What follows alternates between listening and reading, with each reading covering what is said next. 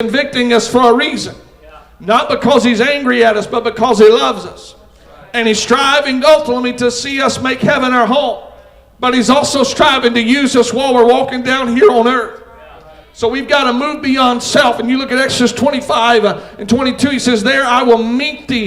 He says, I will commune with thee from above the mercy seat, from between the cherubims, which are upon the ark of the testimony, of all things which I will give thee in commandment unto the children of Israel. Look at somebody and tell them that's where you're to dwell.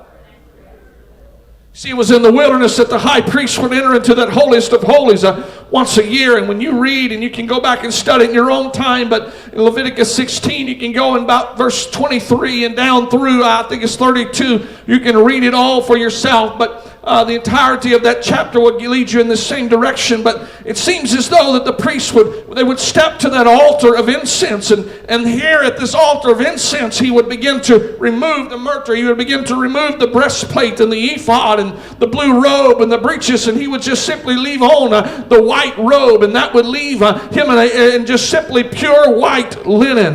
When we reach this level, if you will, when we reach this destination of stepping into the holiest of holies, God is getting ready to show us some things that will ultimately amaze us. But ultimately at the end of the day, we've been on this journey all the way through. But we've got to get a hold of a revelation. I've got to remove everything else in the process. When I get to the holiest of holies, please think about it with me. I've been to that brazen altar. I've washed at the water by the word. I begin to step into intercessory prayer when I put that priestly robe on. I went to the candlestick. I went to the table of showbread. Now I've been to the place of the incense.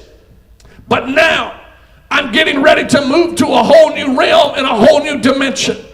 And we let the devil steal this opportunity away from us by trying to make us feel guilty and second guess and second guess ourselves and second guess God to the point that we never move into that next realm and next dimension. Many people even allow themselves to be talked into a position that says this is not real. There's nothing to that.